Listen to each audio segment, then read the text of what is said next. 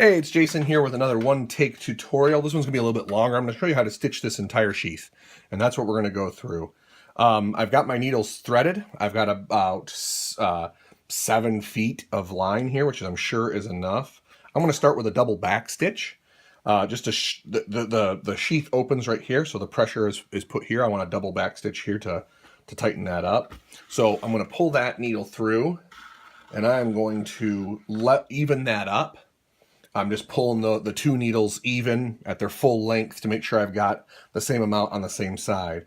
Now, I'm right hand dominant. I'm a righty. So when I go through, when I stitch the majority of my stuff, I go right hand through first. So in order to back stitch, I want to do the exact opposite of that. It's how you end a stitch, it's how you begin a stitch. So I'm going to go left hand through. On this particular stitch, because I've got the chisel points pointing like this up, I am normally going to be capturing the needle on top, but because if I had the chisel points pointing away from me, I would capture it on the bottom. But because I'm doing a back stitch, I'm going to capture the needle on the bottom, put that needle back through, making sure not to pierce the thread, and then pulling that taut. Now this first bit of stitching, because I've got so much thread here, always takes a little bit longer, and then I get going faster as we go. So not right hand needle through. I was going to go on automatic pilot there. I want to go left hand needle through, right hand behind it, put it behind that, and then pull that taut. Okay, now we're going to forward stitch. We just did 2 back stitches and now we're forward stitching. So I'm going to put the right hand needle through first. Okay, it's the exact opposite of what we've been doing, but left needle on top, pulling that out. All right, and then back through with the other needle with a little bit of a half turn on top of that. A half turn is not necessary. I put it in mine because I think it makes the stitch look better. I also think it locks down, but you can see how now that has laid on top of it and it looks like one stitch. That's exactly what a back stitch should look like. I'm looking on the front side. This is technically the back of the sheath, but it looks the same. It maybe even looks a little bit better. So then put that through, right hand through first. And you're going to see a whole bunch of that over and over and over on this tutorial. But I want to show you the full thing. And again, see how that lays right on top of it? And you're good to go. And now we can get going. Right hand through, left hand on top. Left hand back through, pull taut. I used to over tighten for a long time, and another saddle stitcher said, hey, take it easy, you're burying your stitch. You want that stitch to look appropriate, not look like it's some of them buried and some of them not. You just kind of snug it up. But you see how those are all hitting now on that angle like this. That's the way they should look. Well, that's the way an English stitch looks, an English saddle stitch looks. American stitches sometimes are straight. I don't like that look. It's all a matter of preference. There is some discussion, though, on this English saddle stitch being stronger, and here's why. You see how these are each on an angle. Imagine if all of those were angled this way. If this stitch were to tear through, the holes are pointing to the next hole. So snap, snap, snap, snap, it wants to go down the line. But with this English saddle stitch being on an angle like that, they will tend to, if they do tear out one stitch, it will run out. I've captured my, there. Instead of tearing to the next hole, because they're on an angle, they'll run away from that next hole, and you might get one tear out hole, but you won't tear out the whole thing. They call it zippering, when it just runs down, tick, tick, tick, tick, tick, tick, tick, tick, down the whole thing. It's like undoing a sweater in a way. You don't want that. And so the angled stitch is a little bit stronger by some people's opinion, and I tend to agree with that. Plus, I think it looks more elegant. Just me. However, in America, the emphasis is on seeing that thread line. Everybody likes to see that big stitch line. That's not how it is in other parts of the world, in particular in the UK. They want to hide their stitch a little bit more. make it look a little bit more refined, I guess is the word I'm looking for, but they want to hide that stitch a little bit. America loves to see the stitch, so mostly because we're used to seeing it made by machines with cream colored thread, and so it sits on top and looks really obvious, but that's other looks, and I want to make sure that I'm telling you guys that there are different ways of doing things. Anyway, let me just get to busy stitching here. Until I catch up to about 6 feet of thread here, it's going to be multiple pulls until I get this shortened up. But again, I just want to show you guys how this stitch works over and over and over again. Right hand through, left hand on top, grabs it sort of in a cross pattern. Then this left needle, which needs to go back through, goes through here. This is important. You need to make sure you don't pierce your thread. So as you push that needle through, you pull on this thread to make sure you didn't go through the thread. If you do that, it really bungs up your stitch. You can't stitch forward. It's locked. You've done essentially the same thing you've done when you prepare your needles by piercing the thread on purpose. And you don't want that. So H1 has to kind of go through with a very light pull. And I'm doing this very rapidly, but you can slow it down or do whatever you want. But you notice how I get that little bit of a pull and then pull it over top, right?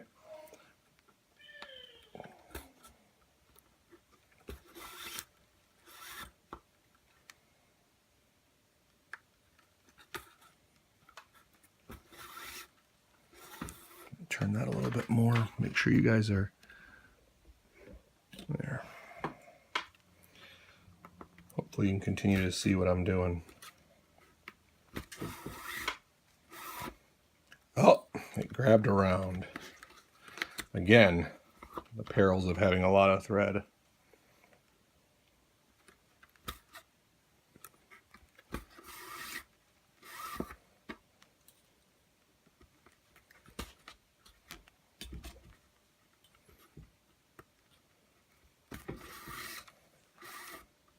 Did it again.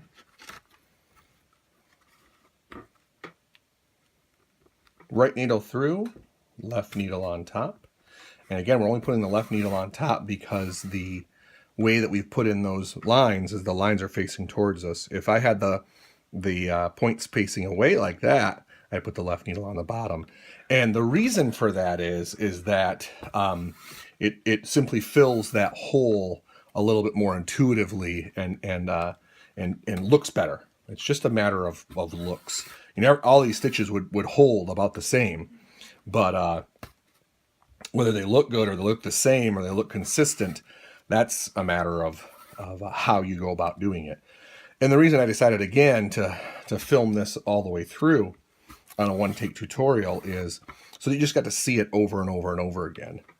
Because it happening over and over again is really what hand stitching is. It's just doing the same thing over and over, similar tension on your hands, same process, and that gives you a result that looks consistent. Now I'm getting ready around the corner. It's not much of a corner on this particular sheath, but I want to change how the sheath is being held. I've got it in a stitching clamp or a stitching pony, and I'm just going to move that so it's more horizontal to me, parallel with the ground, and just keep going. Then I'll rotate it roughly 90 degrees when I go around the next corner.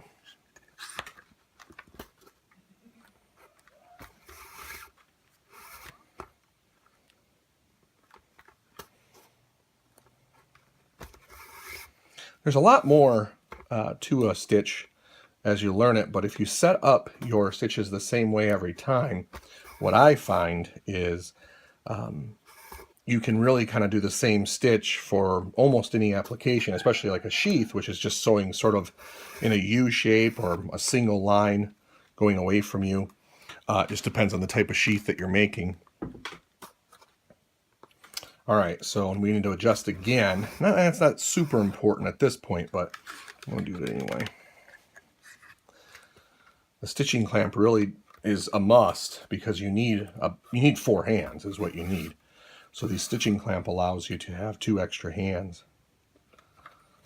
I'll get halfway here and show you how it's looking on the front hand side. And then we'll stitch it back.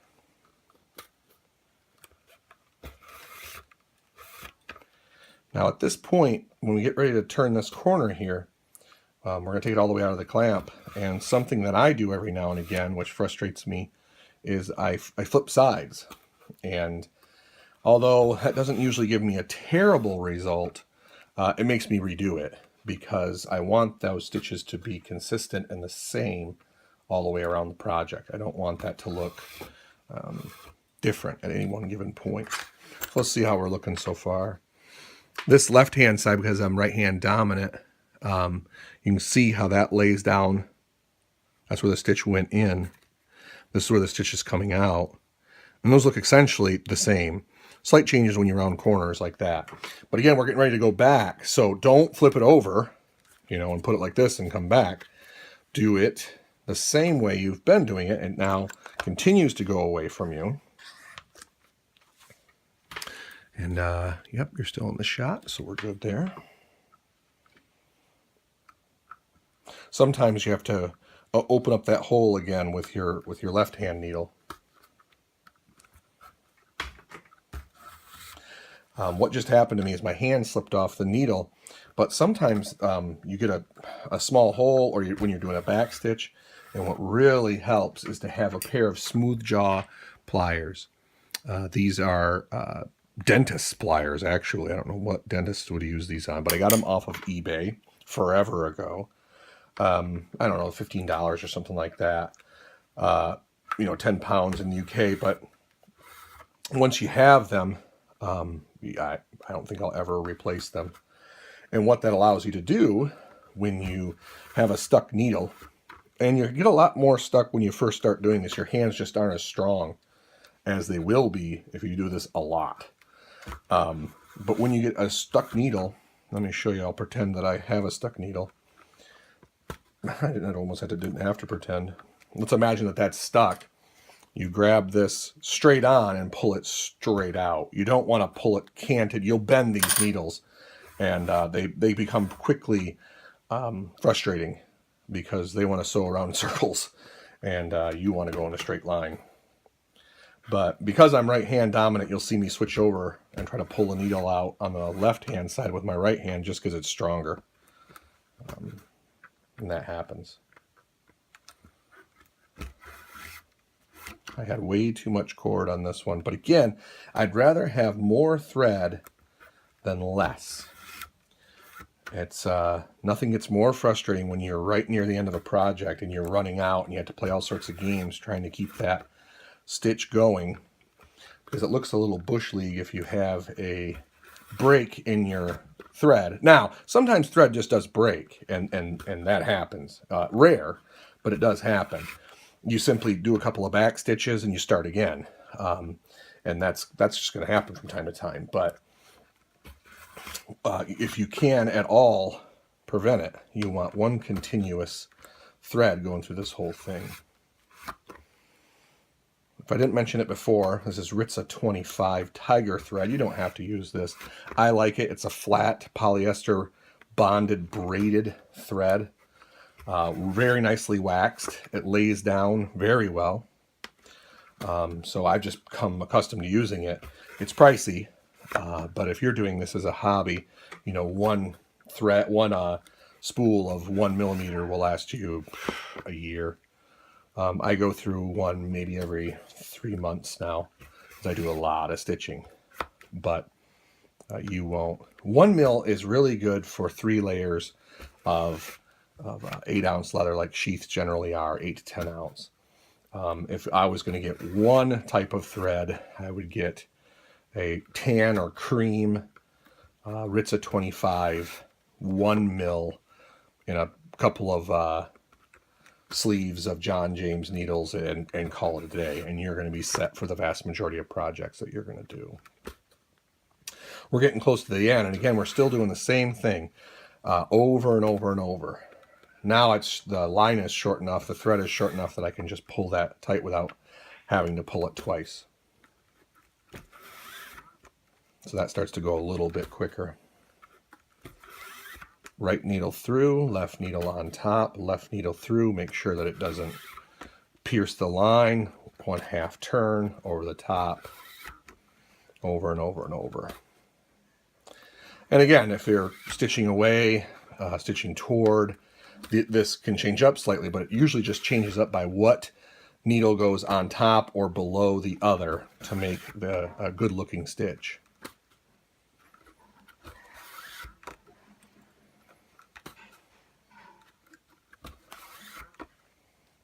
Looks like 4 holes left.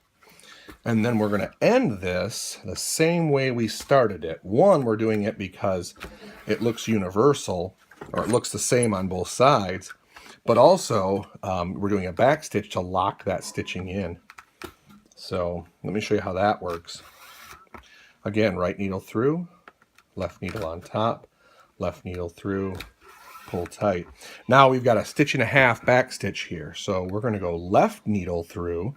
Everything goes in the opposite again. Right needle below, right needle back through, no wrap around,